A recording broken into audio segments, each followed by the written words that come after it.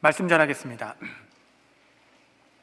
이제 반석 위에 세워진 교회 마지막 시간입니다. 이때까지 우리는 우리가 추구하는 신학과 목회와 영성을 가지고 어떻게 세상 가운데 나갈 것인가, 이 마지막 말씀입니다. 저는 우리 교회에 새롭게 등록하시려 하는 분들이 이 1과부터 4번까지 나왔던 교회 방향성에 대해 먼저 듣고 교회를 선택하실 수 있게 되기를 바랍니다. 어떻게 세상에 나갈 것인가, 오늘 말씀은 열왕기상 17장부터 열왕기하 6장에 이르기까지 엘리야, 엘리사 이야기 전체를 배경으로 말씀을 전하도록 하겠습니다. 엘리야는 아합이라는 성경에 아주 손꼽히는 악한 시대에 됐죠? 엘리야는 아합이라는 아주 구약 역사에 손꼽히는 악한 시대에 사역했던 선지자입니다. 아합 시대는 곧 바알의 시대입니다. 아합은 곳곳에 산당을 다 제하고 아합 신당, 바알의 신당을 세운 것뿐만 아니라 하나님의 선지자들은 눈에 띄는 족족 다 그를 처단하였던 여호와 보시기에 정말 악한 왕으로 드러나고 있습니다. 여러분, 이 혼탁한 시기에 하나님께서는 엘리야를 준비시키셔서 그때의 하나님의 뜻을 세상에 전하도록 하셨습니다. 여러분, 구약의 대표적인 선지자 두 명은 당연 모세와 엘리야일 것입니다. 가장 암흑한 어두운 때에 가장 권능의 종으로 하나님은 늘 사람을 준비시켜 오셨습니다. 엘리야의 가장 큰 사역은 바알이 얼마나 무능한지, 그를 섬기는 것이 얼마나 헛된 일인지 온 이스라엘로 목도하게 하는 것이었습니다. 엘리야의 대표적인 사역은 두 가지입니다. 하나는 이스라엘의 가뭄을 예언한 것이고, 두 번째는 갈멜산 전투를 벌인 것이죠. 엘리야는 등장하자마자 아합의 왕을 찾아갑니다. 아합 왕을 찾아가서 여호와의 말씀이 있기 전에는 다시는 이 지면에 비가 없으리라 라는 가뭄을 선포합니다. 이것이 왜 바알의 무능함을 이야기하는 것인가? 바알은 당시에 폭풍우의 신, 비의 신이었기 때문에 이제 농경사회로 변해버린 이스라엘에서는 때에 따라 늦은 비와 이른 비가 필요해 가을에 풍성한 열매를 거둘 터인데, 비를 주관하는 신이 바알이라 하니 모두가 바알을 섬기게 된 것이죠. 그래서 여러분, 당시에 이스라엘이 섬긴 것은 정확히 말하면 바알 신이 아니라 번영과 부의 신이었습니다. 하나님께서는 비가 내리지 않도록 함으로 너희가 섬기는 바알이 얼마나 헛된 것인지를 알릴 뿐만 아니라 진정으로 세상을 다스리는 분은 누구신지를 이스라엘 백성으로 알게 하시기를 원하셨습니다. 자그만치 3년 6개월 동안 비가 내리지 않게 됩니다.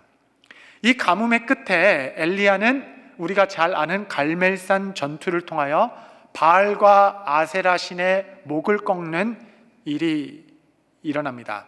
이것은 정식으로 대결을 한 것이에요. 그러니까 비가 내리냐 안 내리냐라는 것은 이렇게 간접 대결이라고 한다면, 바알과 아세라의 850명의 제사장 선지자들과 엘리야가 1대 다수로 붙는 정면 승부. 여러분, 저는 이것을 갈멜산 예배 전투다 이렇게 이야기하고 싶어요. 왜냐하면 이들이 막 치고받고 싸운 게 아니라 각자의 제단을 쌓아놓고 하늘에서 불이 떨어져 제단에 불을 붙는 신이 참된 신이다 라는 내용으로 정면 승부를 벌였기 때문에 그러합니다. 이들 중에 450명이 제단에 올라가서 바알 신을 향하여 아무리 밤낮 부르짖어도 아무 응답이 없는 거예요. 그래서 이들이 하다 안 돼서 몸에 막 상처를 내면서 피를 내면서까지 간절히 기도했는데 아무 소식이 없었습니다. 엘리야 차례가 되어서 엘리야는 여호와를 의지하여 돌단을 쌓고 그 위에 송아지의 각을 떠서 올려놓은 이후에 한 가지 흥미로운 일을 하는데, 물도랑을 만들어 놓고 12물덩이를 떠서 그 위에 제단 위에 물을 붓는 일을 한 것입니다. 이 점이 재밌죠? 여러분, 이거는 엘리야가 하나님의 능력을 더 드러나게 하는 어떤 믿음의 표시라고 할 수 있겠습니다. 그러니까 하나님은 가능성을 보고 일하시는 분이 아니시기 때문에 도랑에 물이 있다고 해서 불이 안 붙고 건초더미만 몰아놨다고 해서 물이 더 잘 붙고 그렇게 하는 분이 아니시다라는 고백이죠. 12통의 물을 붓는 신앙은 환경과 상황에 흔들리지 않는 신앙이라 이렇게 정의할 수 있겠습니다. 그러니까 내가 불 붙일 차례인데 갑자기 막 먹구름이 들어서 막 비가 내린다 하더라도 아무 상관없는 것이죠. 왜냐하면 하나님께서는 이 환경과 제약에 갇힌 신이 아니시기 때문에 그러합니다. 12통의 물이라는 것은 오히려 하나님의 권능을 드러내는 장치가 되는 것입니다. 그럼에도 너무나도 많이 우리는 환경과 상황이 흔들려서 마치 하나님께서 가능성 안에서 일하시는 것처럼 믿고 살아가는 것이 우리의 연약함일 것입니다. 여러분, 성장하는 교회는 저 산꼭대기에 올려놔도 성장합니다.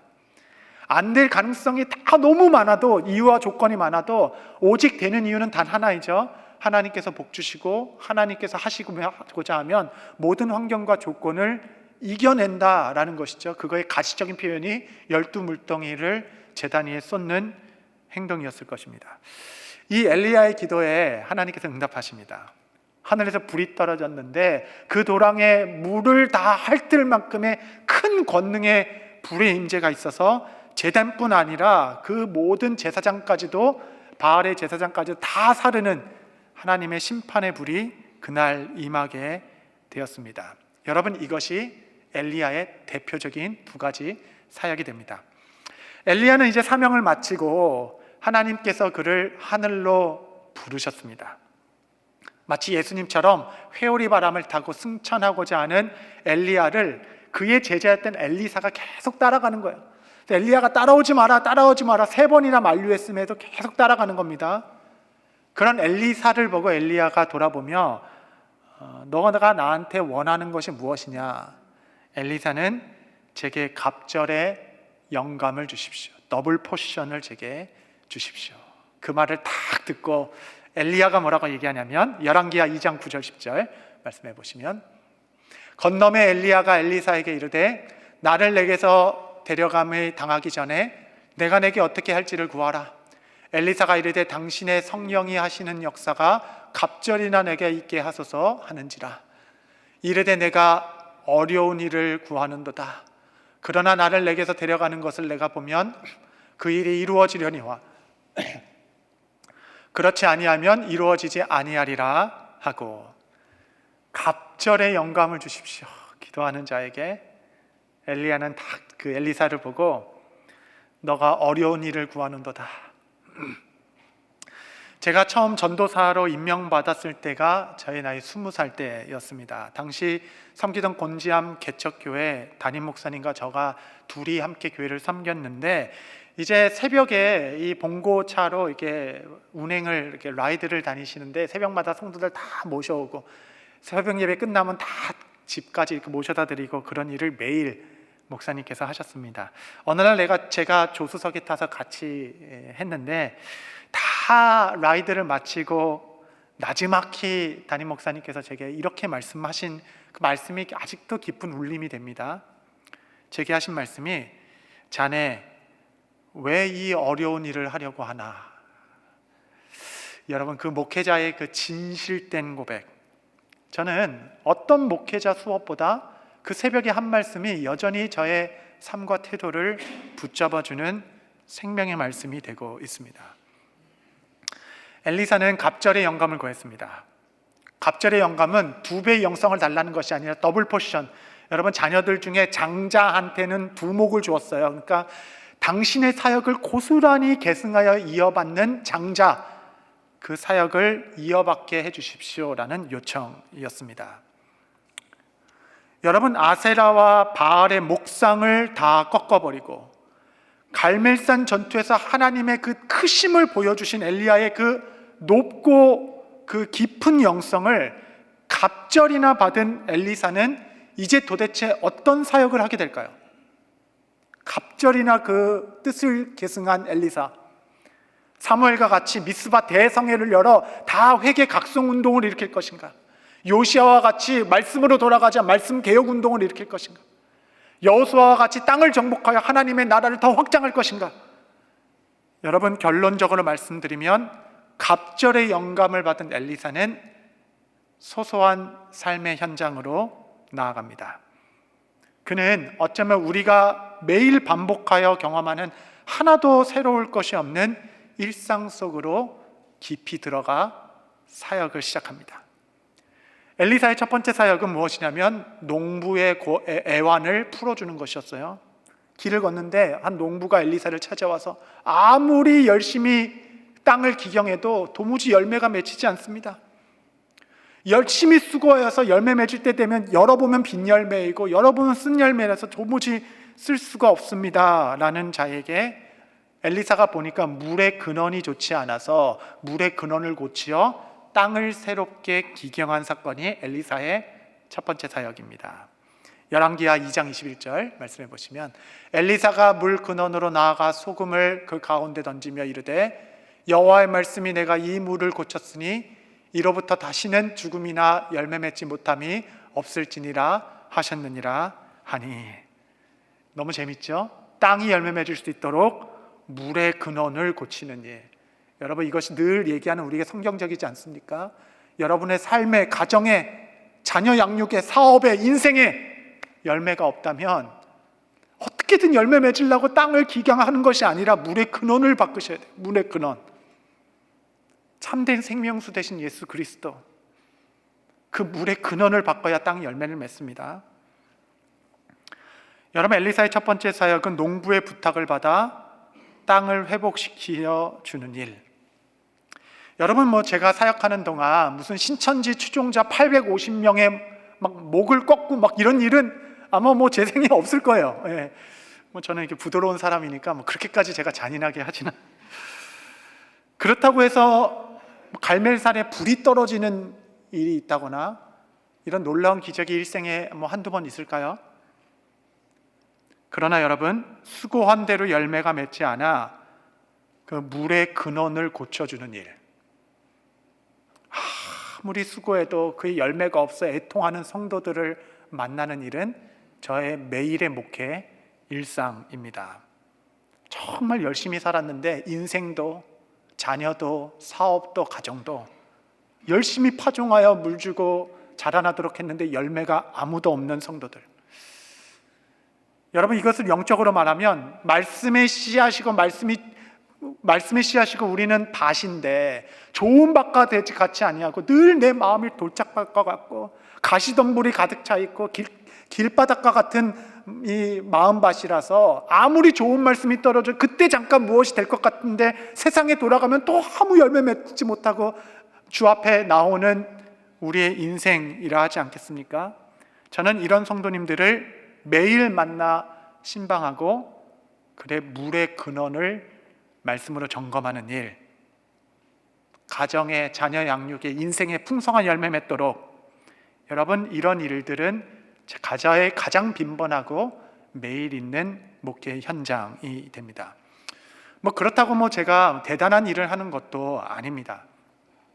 예전 교회에서 도대체 이 남편과 어떻게 해야 됩니까? 너무 고민이 돼서 상담을 신청한 분과 대화를 나눴는데, 지금의 남편의 상태를 설명하기 위해서는 그 배경을 설명해야 되잖아요. 그러면서 이분이 집사님 처녀 때부터 말씀을 시작하는 거예요.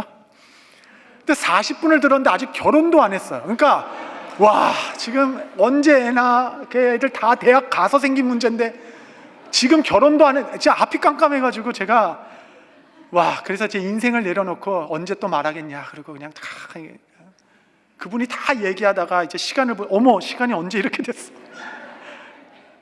자기가 이제 급한 일정이 있어서 가야 된다고 이제 그러시면서 가시는 말씀이에요. 좋은 말씀 많이 들었습니다.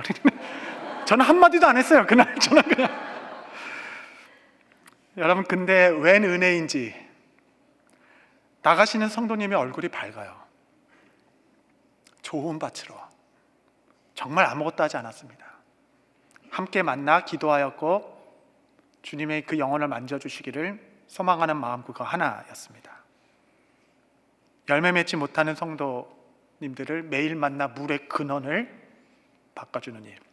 엘리사의 두 번째 사역은 선지자를 조롱하는 어린이들과의 젊은이들과의 만남이었습니다. 이 성경에는 작은 아이라고 나와 있으면서 어린이라고 여겨지는데 원어의 뜻은 젊은이, 전쟁에 나갈 만한 청년들을 의미합니다. 엘리사가 머리숱이 별로 없었나 봅니다. 그 젊은이들이 엘리사를 보며 대머리여 올라가라 올라가라 막 이렇게 엘리야처럼 올라가라 막 이렇게 조롱하는 것입니다. 그때 즉각적으로 임한 하나님의 심판을 보이는 것이 그의 두 번째 사역이었죠. 여러분, 이 말씀을 주목하여 마음에 담아두십시오.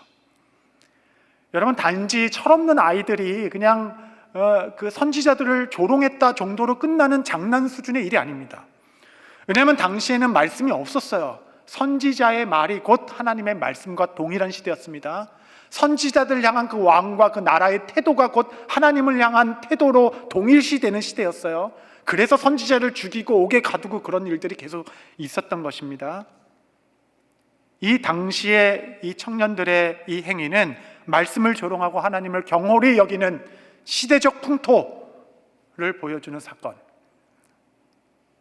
여러분, 저도 여러분과 마찬가지로 하나님의 말씀을 조롱하고 경홀히 여기는 세상에서 매일 세상을 맞이하고 있습니다. 이제는 하나님을 향한 조롱과 망령되이 그의 이름을 부르는 일이 우리의 일상이 되어버린 현실 아닙니까? 누구도 하나님을 두려워하지 않습니다. TV에서도, 뉴스에서도, 드라마에서도, 학교에서도, 영화에서도 주의 말씀은 늘 조롱받는 우리의 일상을 우리는 매일을 살아갑니다. 우리는 날마다 세상에 나아가 그들과 부딪히고 이 문화에 맞서서 조롱받는 현실 속에서 말씀의 종으로 살아가는 일상을 살아가고 있는 우리들입니다. 세상 가운데 하나님의 최종 심판을 믿으며 오늘도 부끄러움 없이 이 조롱받는 하나님의 말씀의 풍토가 가득한 이곳에 크리스찬으로 살아가는 것, 여러분, 이것이 우리가 매일 접하는 일상 아니겠습니까? 여러분, 그의 스승된 엘리야가 어쩌면 종교 안에서 아세라와 바알 제사장들을 향하여서 어떤 제단을 쌓고 불을 붙이는 종교 안에서 하나님의 이름을 높였다면, 그의 뜻을 갑절이나 이어받은 엘리사는 농부에게 찾아가고 세상 풍토에 맞서 평범한 일상 속으로 들어가 하나님의 나라를 세워가고 있었습니다. 엘리사의 세 번째 사역은 상시를 맞이한 여인을 찾아간 것이었어요.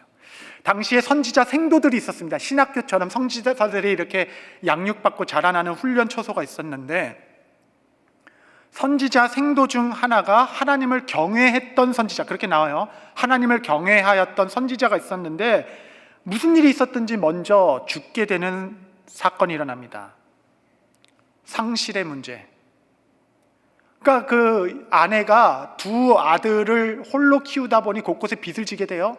그래서 여기저기 빚을 지게 되고 생활할 수 없게 돼요. 갚을 수 없게 돼요. 아들을 종으로 팔아야 되는 지경에 이르게 되었습니다. 하나님께서 엘리사를 그에게 보내셔서 그 과부에게 빈 그릇을 다 빌려오라. 그 과부가 빈 그릇 인생이죠. 그가 빌릴 수 있는 것이 빈 그릇밖에 없었어요. 빈 그릇을 다 가져오니 하나님께서 그의 능력으로 빈 그릇을 다 채우고 팔아 남은 곳으로 생활하라. 저는 이 말씀이 너무 은혜가 됩니다. 열왕기하 4장 7절 말씀 한번 다 같이 읽겠습니다. 시작. 그 여인이 하나님의 사람에게 나아가서 말하니 그가 이르되 너는 가서 기름을 팔아 빚을 갚고 남은 것으로 너와 내 두 아들이 생활하라 하였더라. 성령의 영감을 갑절이나 받은 엘리사는 공동체 안에서 한 생활고에 시달리는 한 여인의 가정에 찾아가 그의 필요를 채워주고 너와 내 두 아들이 생활할 수 있도록.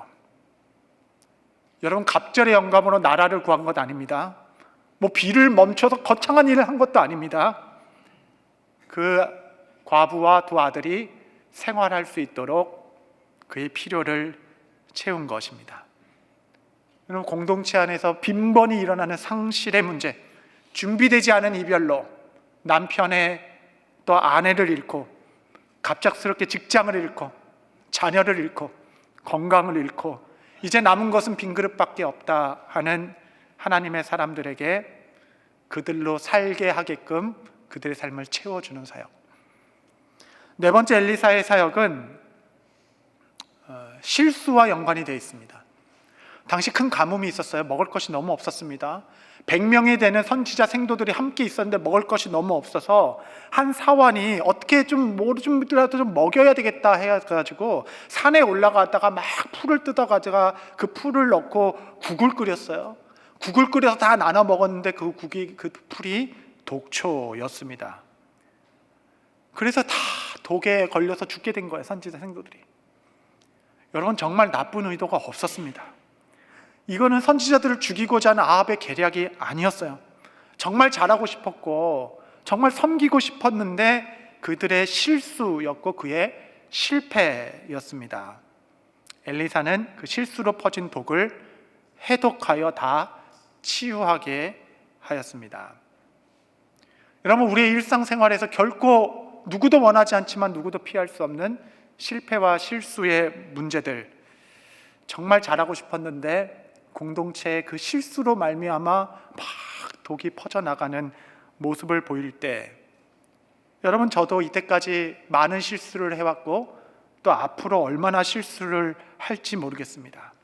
실수와 실패는 우리의 빈번한 삶의 이야기 아니겠습니까?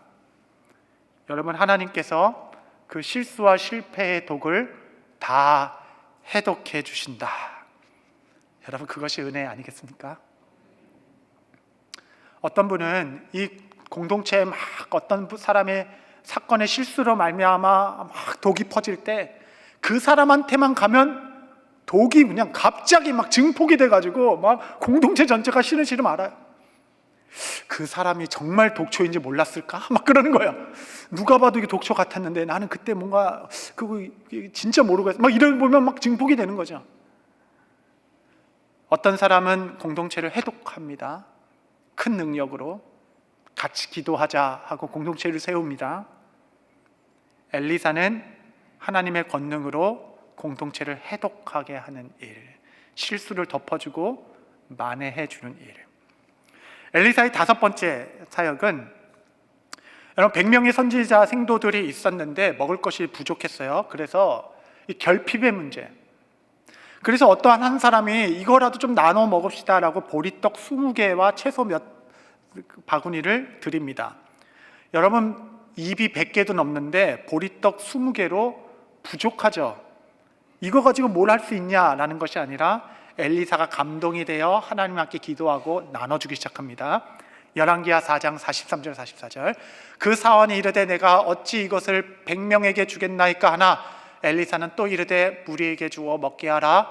여호와의 말씀이 그들이 먹고 남으리라 하셨느니라. 그가 그들 앞에 주었더니 여호와께서 말씀하신 대로 먹고 남았더라. 하나님께서 그들의 부족함을 채우기 시작하시는데 마치 오병이어 사건처럼 그 보리떡 20개밖에 되지 않은 작은 음식으로 100명이 넘는 자들이 다 먹고 남을 정도의 은혜로 그 공동체를 채우셨습니다. 마지막 6번째, 더 있지만 여기까지만. 6번째가 그 유명한 쇠도끼 사건입니다. 한 사람이 나무를 패다가 이제 실수로 강에 쇠도끼를 떨어뜨렸는데 그걸 찾아주죠. 성경을 읽다 보면 뭐 이렇게까지, 아니 뭐 그 은사 낭비 아닙니까? 뭐 그냥 뭐 금도끼 은도끼도 아니고 왜 쇠도끼를 왜 찾아줘요? 그렇지 않아요? 영감을 갑절이나 받은 사람이 쇠도끼 빠뜨린 거 찾아주고 뭐 이런 일들이 좀 당황스럽게 하죠. 이런 배경이 중요합니다. 이 일이 왜 일어났는지. 선지자 공동체 안에서 집이 너무 없는 거예요. 그래서 살 수 있는 집이 없어서 한 사람이 쇠도끼를 빌려서 나무를 패서 집을 지어줘야 되겠다. 그 섬김의 현장에서 빌려온 쇠도끼를 잃어버리게 되었을 때에, 여러분, 그 사건과 사고, 날마다 매주 제가 보고받는 사건과 사고, 우리 공동체 안에 얼마나 많은 일들이 일어나는지, 그 세세하고 작은 사건 가운데서도 갑절이나 영감을 받은 하나님의 숨결과 다스림이 충만하도다. 주의 회복과 주의 치유와 주의 은혜가, 이러한 사소한 사건들을 통해 우리는 하나님의 돌보심을 경험합니다. 제가 보스턴에서 공부할 때 커네디컷까지 교회를 섬겨서 2시간 반 차 타고 다녔는데, 당시에 이제 제 딸이 1살, 딸밖에 없었을 때 1살이었어요. 카시트에 태우고 정말 2시간 반을 이렇게 다니는데 한 주일 예배 다 끝나고 행사가 있어서 밤 10시쯤 끝나고 올라가던 그 95 한가운데서 이 차가 멈추게 된 거예요. 고속도로 그 한밤에. 그래서 어떻게든지 차가 쓰려고 그러니까 갓길로 딱 되는데 와 정말 두렵더라고요. 옆에 화물 차량들이 얼마나 빠르게 지나가는지 차가 그냥 휘청휘청할 정도로 이게 뭐 나가 서 있을 수도 없고 어떻게 할지 몰라서 제가 트렁크를 열어서 유모차를 피고 유모차를 저기 한참 달려가서 유모차를 거기 세워놨어요. 이거라도 보고 좀 천천히 오라고. 그래서 제가 급해가지고 당시 장로님한테 전화해서 제가 이때를 했습니다. 그러니까 장로님께서 1시간 반을 새벽 1시에 단걸음에 오셔서 모든 문제를 다 해결해 주시고 안전하게 저희 가족을 집까지 데려다 주었는데 그의 섬김이 아직도 깊은 울림으로 남아 있습니다. 여러분, 이런 크고 작은 사고들 가운데 하나님의 섬김과 돌봄을 보여주는 일, 성도 여러분, 상실, 조롱, 실수, 부족, 사건, 사고 등은 우리의 삶을 매일 가득 채우고 있는 우리의 일상의 근심과 염려들입니다. 엘리사를 통하여 명확하게 말씀하시는 것은 하나님은 그 모든 일에 관심이 있으시고 하나님은 그 속에서 일하고 계시다라는 것입니다. 여러분, 엘리야의 영성은 갈멜산 전투에서 뭔가 놀라운 승리와 그 영광이 물이 핫을 정도의 하나님의 권능이 쏟아졌는데 그 권능을 갑절이나 이어받은 엘리사는 이제 평범한 일상 속으로 열매 맺지 못하는 성도의 삶으로 생활할 수 없어 생활고에 시달리는 우리 형제들의 삶 속으로 먹을 것이 없어 어떻게 국이라도 좀 끓여서 나눠야 되겠다라는 그 나눔의 현장으로 집이 없어서 어떻게든 도와야 되겠다라는 그 사건 사고의 현장으로 물까지 핥으시는 하나님의 크신 권능이 일상 속에 뻗어나간 세상 속의 하나님의 나라로. 여러분, 우리가 예배 때마다 하나님을 찬양하고 주님을 높이는 것은 어쩌면 갈멜산 전투와 같이 우리의 제단에 성령의 불로 충만한 영광을 경험합니다. 이제 그 영광과 능력이 일상 속에서 드러나고 흩어져 하나님의 나라로 보여지어야 합니다. 이 모든 엘리사 사역에 우리가 놓치지 말아야 할 것은 이 모든 사역들이 다 여러분 공동체와 연관이 되어 있다라는 것입니다. 선지자 생동의 집이 부족해서 집 짓다 세독기 사건이 일어난 것이고 100명의 성도를 먹이기 위해서 그 부족이 채워진 것이고 그 과부의 빈 그릇을 채워주기 위해서 어떻게든 생활할 수 있도록 해주기 위하여 기름 사건이 일어나게 된 것입니다. 여러분, 지금도 공동체 안에 이러한 하나님의 권능은 가득합니다. 하나님께서 우리를 어디로 보내셨는가? 울고 함께 웃는 공동체. 여러분, 교회는 건물이 아니고 조직도 아닙니다. 함께 신앙생활하는 생도들의 무리, 성도의 무리가 바로 교회입니다. 여러분, 스승된 엘리야의 사역을 보면 예수님의 십자가와 부활이 보여요. 갈멜산의 권능으로 임한 제단에 타는 불은 그리스도의 십자가와 닮았고 회오리 바람 타고 승천하는 것은 예수님의 부활을 상징합니다.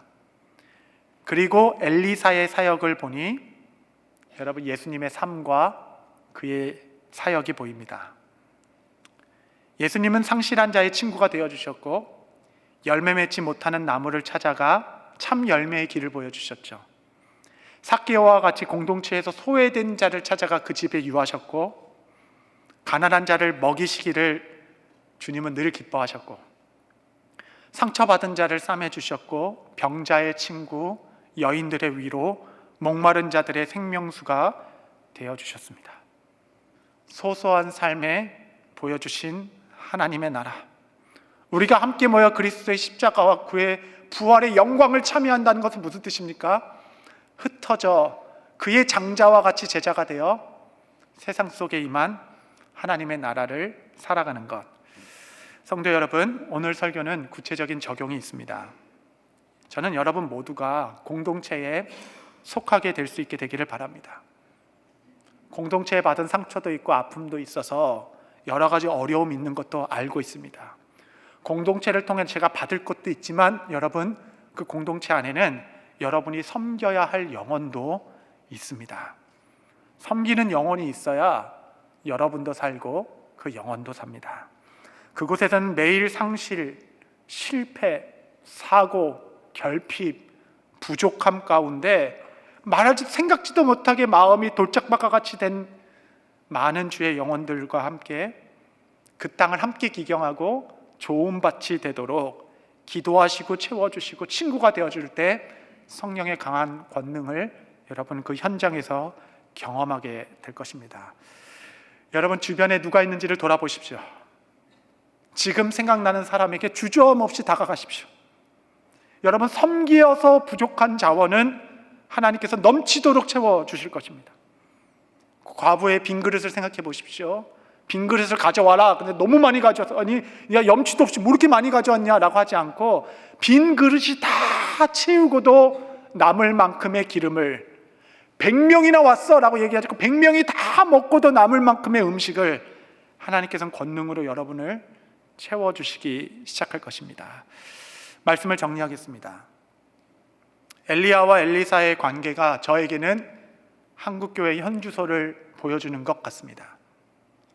우리 교회가 한국교회가 1세대 한국교회가 엘리야와 같은 사역은 잘한 것 같아요.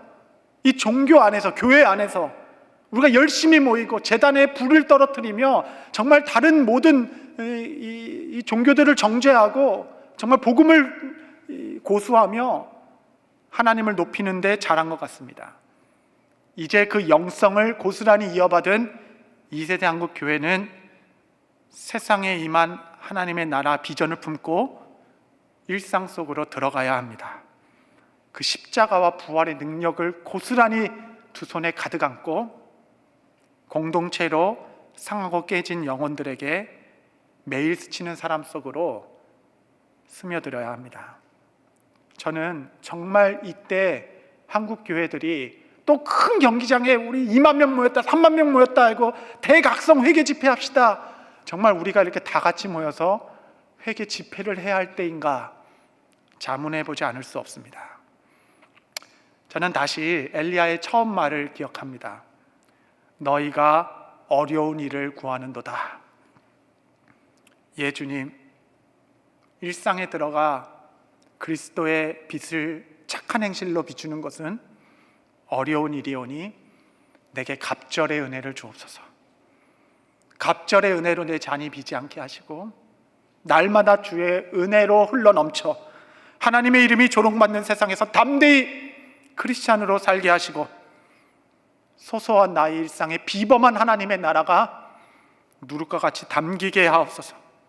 교회는 매주 축도로 여러분을 여러분의 일상으로 파송합니다. 물이 바다 덮음 같은 주님의 영광이 여러분의 낱날의 삶과 모든 관계에 충만하지요. 세상 속에 임한 하나님의 나라 그 비전을 이루어 가시는 복된 성도님들 되시기를 축복합니다. 기도하시겠습니다.